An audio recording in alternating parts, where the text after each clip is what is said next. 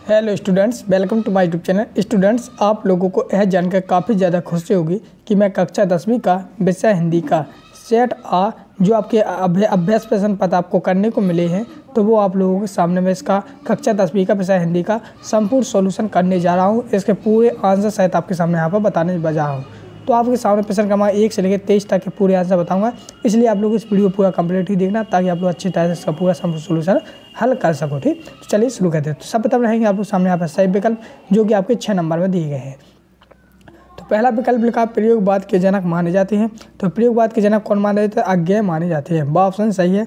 दूसरा लिखा है हारेल पक्षी की तुलना की गई है। हारेल पक्षी की से तुलना किसकी की गई है? गोपियों की गई है। ऑप्शन सही है। तीसरा लिखा आप लोग सामने यहाँ पर विभानुभाव व्यभिचारी संयोग दृश्य निष्पत्ति या परिभाषा किसकी है? तो यह भरत मुनि की है। ठीक है, ऑप्शन सही हो जाता है। बढ़ते नेक्स्ट चौथा जिसमें लगा नेताजी की मूर्ति लगवाई गई थी। तो नेताजी की मूर्ति कहाँ लगवाई गई थी? तो ऑप्शन सही हो जाएगा नगर पालिका के द्वारा। ठीक है, अगला है पांचवा जिससे समाज में प्रथम पद विशेषण हो और दूसरा पद विशेष होता है उसे कहते हैं, उसे क्या कहते हैं? तो क्रम धारण समास कहते हैं। ओके, चल बढ़ते नेक्स्ट छठवां जिसमें लगा माता का आंचल पाठ में भोलानाथ के बाबूजी पाठ करते थे। तो किसका करते थे? तो रामायण का करते नहीं। ऑप्शन सही हो जाता है। चलिए बढ़ते नेक्स्ट आप लोग सामने यहाँ पर दूसरा जिसमें लगा उचित विकल्प द्वारा रिक्त स्थानों की पूर्ति कीजिए। तो पहला लगा उत्साह एक गीत है। तो कैसा गीत है? तो आह्वान है। दूसरा भाव को उद्दीपित करने वाले पदार्थ हैं। तो कहना उद्दीपन है। भाव प्रधान साहित्य को कहते हैं। तो किसे कहते हैं? गद्य को। चौथा लगा है बाल गोविंद भगत की प्रभातियाँ मास से शुरू हुई थी। तो कौन से मास से शुरू थी? कार्तिक मास से। ठीक, अगला आप सामने आवाज ये है पांचवा जिसमें लगा वाक्य से किसी कार्य के निषेध अर्थ न होने का बोध होता है, निषेधार्थ वाचक। ठीक, छठवां साना हाथ जोड़ी पाठ गति की विधा में लिखा गया है या त्रिवृत्त। ठीक, इस प्रकार से आप लोग सामने यहाँ पर रिक्त स्थानों की पूर्ति कंप्लीट हो गई है। चलिए बढ़ते नेक्स्ट आप लोग सामने यहाँ पर सत्य है। तो पहला आपका असत्य हो जाएगा, दूसरा सत्य है, तीसरा असत्य है और आपके यहाँ पर तीसरा कैसे हो गया आपका सत्य, चौथा सत्य, पांचवा भी सत्य हो जाएगा, छठवां भी सत्य। तो इस प्रकार से आप लोग सामने यहाँ पर ये सत्य कंप्लीट हो गए हैं। चलिए बढ़ते नेक्स्ट आपकी सही जोड़ियाँ। तो सही जोड़ियाँ इस प्रकार से दी गई जो कि आप लोग यहाँ पर देख सकते हो। तो पहली मिलानी आपको पहली आपकी जे हो जाएगी, दूसरी इससे मिला देना, तीसरी जिससे मिला देना, चौथी आपको इससे मिला देना, पाँचवें इससे और छठवें हिस्से। तो इस प्रकार से आप मिलाओगे तो आपको 6 की 6 सही जुड़ी हो जाएगी जो कि आप लोग वीडियो को रोककर लिख सकते हो। चलिए हम लोग यहाँ पर एक शब्द एक वाक्य उत्तर देखते हैं। पहले का हो जाएगा हंस पात्र का, दूसरे का हो जाएगा सात के अनुसार बादशाह के मनोगत भाव को व्यक्त करने वाली, और तीसरा हो जाएगी जटिल प्रश्नों शारीरिक चेष्टाएँ अनुभव, और चौथा हो जाएगा स्वर, पाँचवें हो जाएगा सहनाई और छठवें में हो जाएगा अग्रह काव्य संग्रह। तो इस प्रकार से आप लोग वीडियो को रोक कर पूरे क्वेश्चन आंसर लिख लोगे। चलिए बढ़ते नेक्स्ट आप लोग यहाँ पर छठवां वाला, छठवें में लिखा है रीतिकालिक को सिंहराज क्यों कहा गया है, और इसी प्रकार से सातवां आठवां नौवां इसी प्रकार से बाकी पूरे क्वेश्चन आप लोग सामने बताने वाला हूँ। इनके आंसर चलिए अब मैं इनका आंसर दिखा देता हूँ क्वेश्चन नंबर 6 से।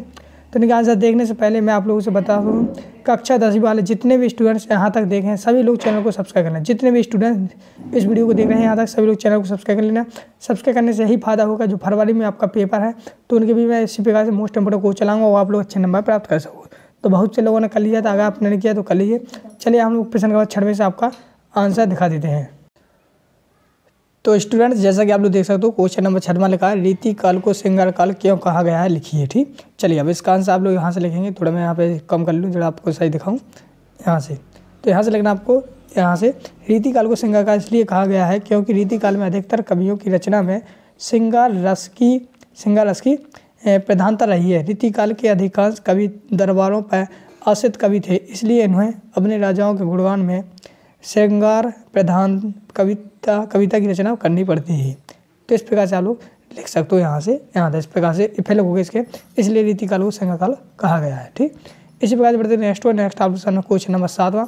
क्वेश्चन नंबर 7 में लिखा है जयशंकर प्रसाद अथवा नागार्जुन की काव्यगत विशेषता निम्नलिखित बिंदुओं पर लिखना है। तो हमने जयशंकर प्रसाद जी की लिखी है। ठीक, तो जयशंकर प्रसाद की पहली हेडिंग डालेंगे रचना। तो रचना में आपको एक आंसू लिखनी है, लहर और कमानी, ये दो रचना हो जाएंगी। इसके साथ ही साथ फिर इसके आगे लिखो आप लोग ये हो जाएगा आपका क्या भाव पक्ष। ठीक, भाव पक्ष में लिखना आपको आधुनिक हिंदी साहित्य में तो यहाँ पर आप लोग हिंदी हेडिंग डालेंगे हिंदी साहित्य में। लोग हिंदी साहित्य में छायावाद के प्रवृत्त महाकवि जयशंकर प्रसाद ने अपनी उत्कृष्ट रचनाओं के माध्यम से संपूर्ण राष्ट्र को नई चेतना दी। जयशंकर प्रसाद न केवल हिंदी के सबसे कवियों में एक हैं बल्कि हिंदी के श्रेष्ठ कथाकार, नाटक और संगीतकार थे। तो इस प्रकार से क्वेश्चन नंबर 7 में करेंगे। 8वां क्वेश्चन दिया गया था यहाँ पर कि गोपियों के अनुसार राजा का धर्म क्या होना चाहिए। तो उत्तर में लोगों को गोपियों के अनुसार राजा का धर्म उसकी प्रजा की हर तरह से रक्षा करना होता है तथा नीति से राजधर्म का पालन करना होता है। एक राजा तभी अच्छा कहलाता है जब वह अनीति का साथ ना देकर नीति का साथ दे। तो इस प्रकार से क्वेश्चन नंबर 8 का उत्तर हो जाएगा। क्वेश्चन नंबर 9 लिखा है कवि निराला की आंख फागुन की सुंदरता से क्यों नहीं हट रही। तो उत्तर में लिखो फागुन का मौसम तथा दृश्य अत्यंत मनमोहक होता है। चारों तरफ दृश्य अत्यंत स्वच्छ तथा हरा भरा दिखाई दे रहा है। पेड़ों पर कहीं हरी तो कहीं लाल पत्तियों और फूलों की मंद मंद खुशबू हृदय को मुग्ध कर लेती है, इसलिए कवि का आंख फागुन की सुंदरता से नहीं हट रहा है। तो इस प्रकार से आप क्वेश्चन नंबर 9 में कभी उत्तर लिख लोगे। क्वेश्चन नंबर 10 में लिखा है प्रबंध काव्य और मुक्तक काव्य में 2 अंतर लिखना है। 2 अंतर लिखना है तो पहला जो हो जाए प्रबंध काव्य में छंद का एक कथा सूत्र में विरूप हुए होते हैं जबकि मुक्तक काव्य में छंद का एक दूसरे सूत्र से रूप होते हैं। दूसरा प्रबंध काव्य में जीवन का व्यापक चित्रण होता है जबकि मुक्तक काव्य में जीवन का व्यापक चित्रण नहीं होता है। ठीक। अगला ज्ञान अथवा में लिखा है कि अतिशयोक्ति अलंकार की परिभाषा उदाहरण सहित लिखी। जब किसी बात का वर्णन बहुत बड़ा चढ़ किया जाता है तब वह अतिशयोक्ति अलंकार कहलाता है। ठीक। और अर्थात या जब किसी व्यक्ति या वस्तु का वर्णन करने में लोक समाज की सीमा या मर्यादा टूट जाता है उसे हम अतिशयोक्ति अलंकार कहते हैं। तो आप लोग पहली वाली लाइन लिख सकते हैं इतनी। उदाहरण के लिए लिख सकते हो देख लो साकिर नगरी यही सड़क से मिलने का गगन में जा रही हूँ। तो क्वेश्चन नंबर 11 का अथवा वाला का उत्तर है। क्वेश्चन नंबर 12 का उत्तर हो जाएगा। 12वीं का अथवे का उत्तर हो जाएगा जीवनी और आत्मकथा में अंतर लिखना है। क्वेश्चन नंबर 12वीं का अथवा वाला तो जीवनी और आत्मकथा में उत्तर आप लोग यहाँ से इतना पूरा ये अंतर लिख देंगे। राम वृक्ष बेनीपुरी की तो राम वृक्ष बेनीपुरी के ऊपर आपको रचना लिखनी, 2 रचना लिखनी है। तो एक जे हो जाएगा और एक रचना जे हो जाएगी और साहित्य में स्थान आपका यहाँ से यहाँ तक हो जाएगा। तो इस प्रकार से आप वीडियो को रोककर यहाँ से यहाँ तक 13 में कर लेंगे। और 14वां है आप लोग सामने ये मूर्ति पर लगा सरकंडे का चश्मा क्या उम्मीद जगाता है। तो तब लोगों मूर्ति पर लगे सरकंडे का चश्मा इस बात का प्रतीक है कि आज भी देश की आने वाली पीढ़ी के मन में देशभक्तों के लिए सम्मान की भावना भले ही उनके पास साधन ना हो परंतु फिर भी सच्चे हृदय से माना सरकंडे का चश्मा में भावता दृष्टि मूल्यवान है। तो क्वेश्चन नंबर 14 का उत्तर हो जाता है। क्वेश्चन नंबर 15वां क्वेश्चन था यह एक कहानी है भी अत्यंत लेखक पिता ने रसोई पतिया ने क्या संबोधित किया है। तो 15वीं का उत्तर जिरा जो कि आप लोग वीडियो को रोक कर पूरा का पूरा यहाँ से यहाँ तक लिख लेंगे। ठीक।